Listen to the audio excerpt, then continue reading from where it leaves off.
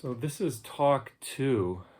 The first talk was Saturday, and the title of the talk is Generating Compassion Through Body Awareness. Generating Compassion Through Body Awareness.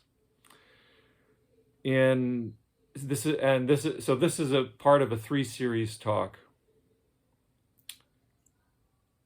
The first talk was defining what the body and the mind are from a Zen perspective. And what does it mean to study? What does it mean to study the body? We looked at the koan, case 54 in the Book of Serenity that talks about, and I'll go back to that one, but just as a reminder, it talks about eyes being throughout the body. And we looked at how do we actually practice this eyes throughout the body.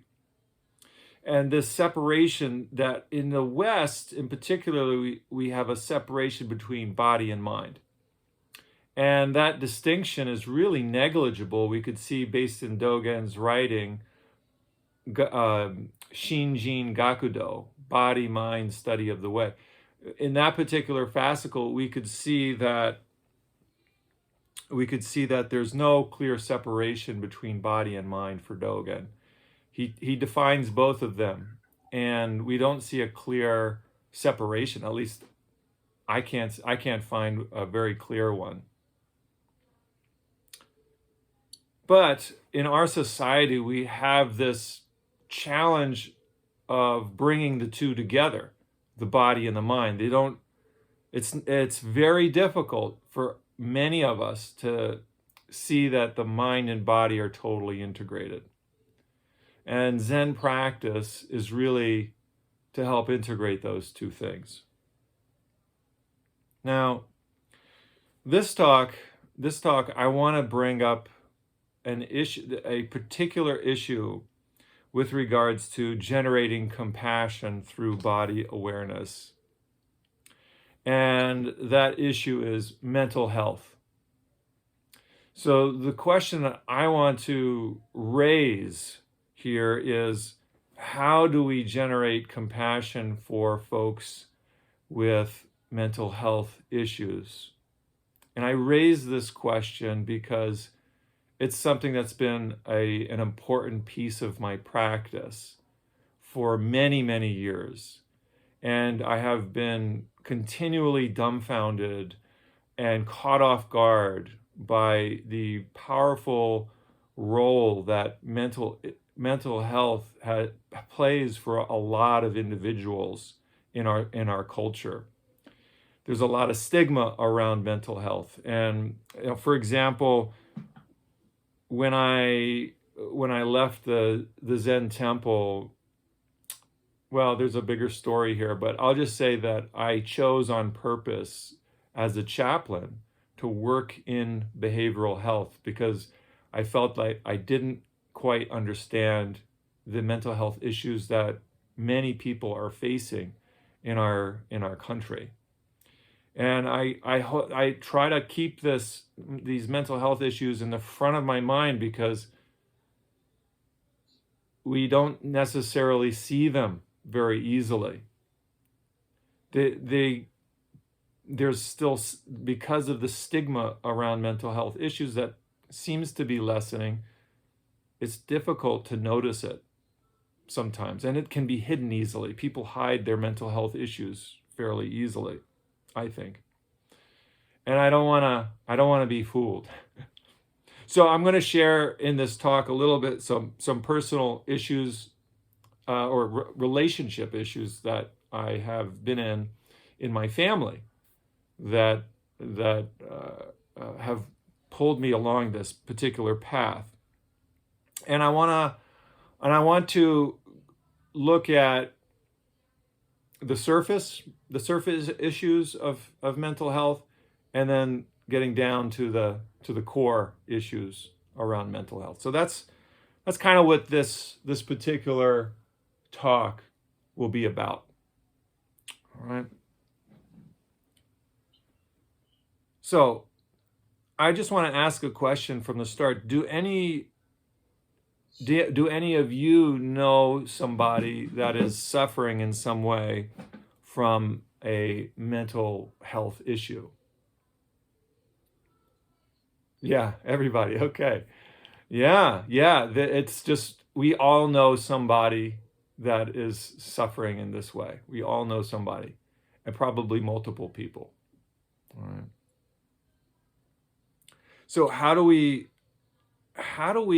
use our practice? How can Zen practice be effective? I think it can be. I think it can be very effective. How can it be effective in helping others that are suffering with some kind of mental health issue or mental health crisis? So this is a big question, and I don't expect any of us to be successful treaters of mental health. That's maybe a, but I do want us to begin to think about it almost like a koan for our time.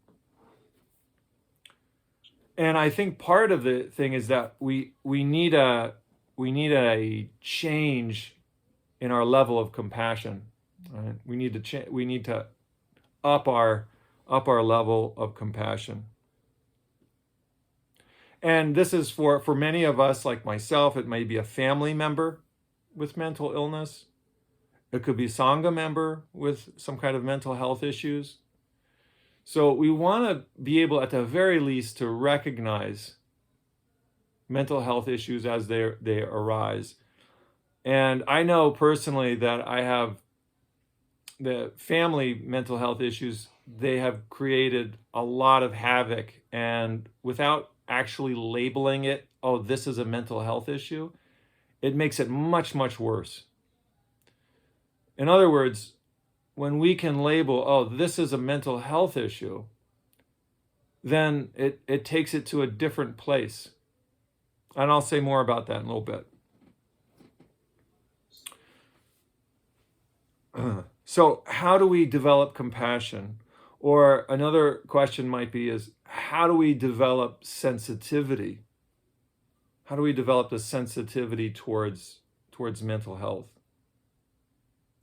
How do we open the door of compassion within us? So I'm going to reread the case here, case 54 of the Shoyoroku, the Book of Serenity, Yunyan's Great Compassion. What does the Bodhisattva of great compassion do with so many hands and eyes? It's like someone reaching back for the pillow at night. I understand. Dawu says, how do you understand? All over the body is hands and eyes. All over the body is hands and eyes. Dawu said, you said a lot there, but you only got 80%. Yunyan said, what about you, elder brother? What's your understanding? And he says, throughout the body are hands and eyes. So that's the story. That's the story. And later in the story, it talks about how Avalokiteshvara got these 9 heads. If you see behind me, I got this. I'm going to show you this Avalokiteshvara beautiful statue that I received from a dear friend, Steve Rogers. When I left Mount Equity Zendo, he gifted this to me. It's a heavy statue. It's got some weight to it, and it's very solid. And if you look closer at her head, you can see the face here, and then all the different faces around her head. And there's a total, if you count them, there's a total of nine faces. And people often ask, well, how did she get those 9 heads? Well, she got them apparently when she first came down to our realm and witnessed all the suffering in the world. She was so overwhelmed that her head exploded. Doesn't that make sense? I mean, sometimes we can relate to this, can't we? We see suffering, and it's just our we go into a couple of different possibilities here. One is that our head just explodes. We can't take it anymore. Or we just numb out. It's too much. We just numb out. Well, Avalokiteshvara's head exploded, and her father, Maitreya Buddha, saw that her head had exploded. So he gathered up all of the pieces and put them back together and made 9 heads. So now she can contain that suffering. Those 9 heads could do what the one could not. It could contain all the suffering of the world. That's what the Bodhisattva Avalokiteshvara is about. It's about containing, it's about holding that suffering. That's what our Zen practice really is about. When we're sitting on the cushion and we're really feeling the suffering of the world when we sit here for a long time, period after period after period. Our heart starts to open, doesn't it? We can feel something in our heart. We might feel pressure sometimes in our physical heart. In the process of letting go of the thoughts, we might feel pressure in the heart, and can we connect that with the real suffering that's going on?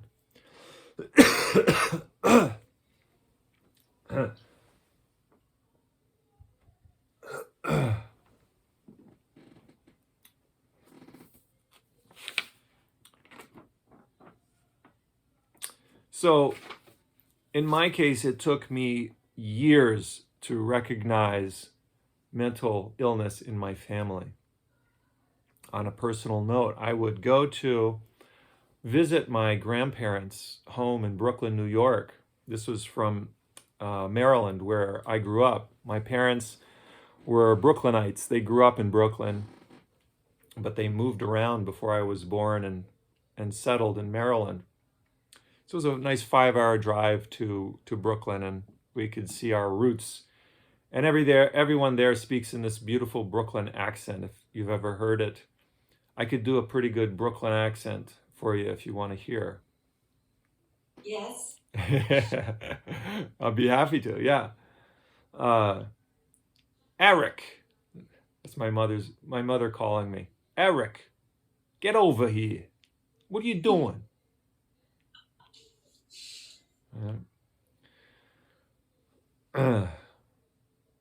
I love the Brooklyn sounds, right? The sounds of the people. And my family grew up in a Italian neighborhood where they spoke Italian through my mother's generation, and then it kind of trailed off. And now the neighborhood is not, it's no longer Italian. It's maybe Chinese or Korean, I'm not sure. Russian. There's so much immigration that has gone through Brooklyn. But when I was a kid, it was largely Italian. And there were pastry shops on the side. We could walk 2 blocks to a pastry shop. And there were all these stores. It was very lively feeling. And it was always so warming to go to my grandmother's apartment. She was this little old Italian lady, and she had this beautiful smile. She was always so welcoming. And my sister and I loved to spend the time there. It was just a really cramped apartment, though, right? For my grandmother, my 2 parents, myself and my sister. That's 5 people in like a 2-bedroom apartment. It was packed, and 1 bathroom to share, a small bathroom. But it felt very, very intimate. My mother always hated it because she always felt very cramped, and that's part of the reason they desired to leave the city. And my uncles, I had these 2 wonderful. I have one is still alive, but at the time, 2 wonderful uncles that would come and join us for various things. We usually go there over the holidays, Christmas or Thanksgiving or Easter or things like that. And I loved seeing my uncles too, because they always brought such life into the apartment, and they loved to see us. We loved to see them. they had a warmth about them. On my mother's side, it's like I mentioned, it's all Italian. My father's side is Irish and Norwegian, so there's the white complexion there from my father's side. But my mother's side is quite dark, and my uncles were like almost black skinned, if you can believe it. And but they exuded just incredible warmth through their bodies, through. Now, as I got older, I started to see that whenever my one uncle, Frankie, would enter the apartment, it would usually start out okay, but then there would be some kind of an altercation, some kind of a miscommunication, or something happen between my mother and my uncle, where I could see it would all escalate, and my uncle would be ready to break a wall. I mean, literally, he was like all boiled up. His face would be all red, and he was ready to throw throw a fist through a wall. He was so upset and angry. And I, as a child, witnessing this time and time again, every time we saw him, we never knew how this interaction between he and my mother would go. And it was very upsetting because I know he just wanted to come and see us from as far as I could tell as a little kid. He just wanted to see us. So it was very disconcerting to witness this as a small child and then see him storm out. And there were many occasions like this, and even on my my grandfather's funeral, and then my grandmother's funeral. He wasn't a part of the ceremony. He didn't come, and it was heartbreaking. And the way that this was explained to me as a child growing up was that he was on drugs, that he was a druggie, and that he couldn't get his life together. Well, there was some truth to that for sure. But when I was older, somewhere somebody slipped in there. It was like this little slip inside there that Frankie had schizophrenia. He had been diagnosed with schizophrenia.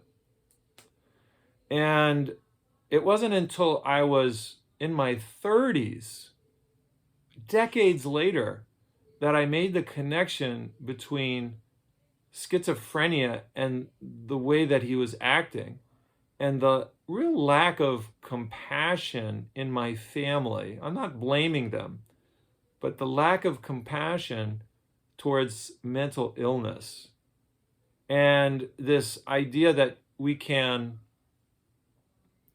somehow pull ourselves up from our bootstraps and get on with our life.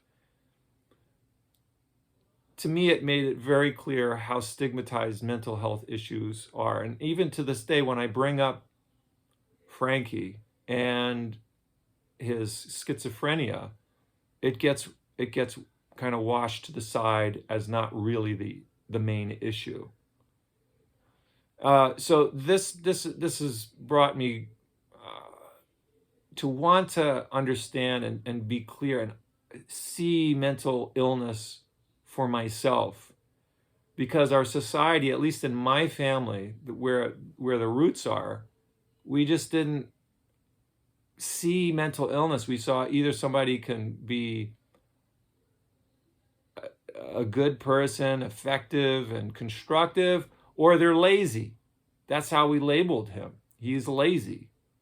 And I remember being told, yeah, he doesn't know what he's doing, he's stupid, these kinds of remarks. And my family didn't see the schizophrenia for what it actually is, and it's a mentally debilitating disease.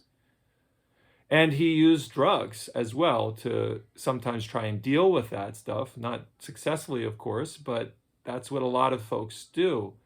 They have mental illness, they use drugs, take care of it, or drinking.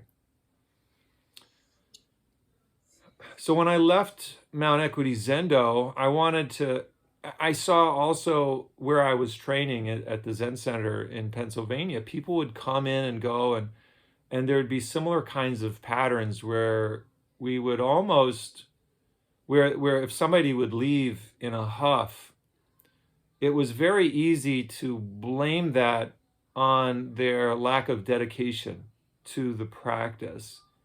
And what I began to notice is, well, maybe it's not, maybe there's something more here than a lack of dedication. Maybe this person has some serious mental health issue, crisis going on. It could be an acute spike of anxiety that's not getting properly treated, or depression or whatnot, often anxiety. And we're not responding in a way that could be more helpful. Instead, we're saying, tough it out, that kind of an attitude. So I saw that time and time again for some of the people that I really cared about in our Sangha. And I didn't have the resources to know what to do. So I went to study behavioral health because I wanted to be clearer about, I wanted to learn more about behavioral health. I don't have all the answers there. I don't know everything about mental health issues, but I wanted to immerse myself in an environment to study it as much as I could for just 1 year, so a fairly short time. But it was very helpful to see the predominance of mental health issues in our culture, one person after the other, and to see a pattern in the people that I was seeing every day for a year, 6, 7, 8 people every day for a year, and looking at their charts and seeing, oh, there's a certain pattern. After a while, I stopped looking because I knew what I was going to find. Right? First, there was a drug issue, and underlying the drug issue was some kind of physical abuse or some kind of abuse pattern before that.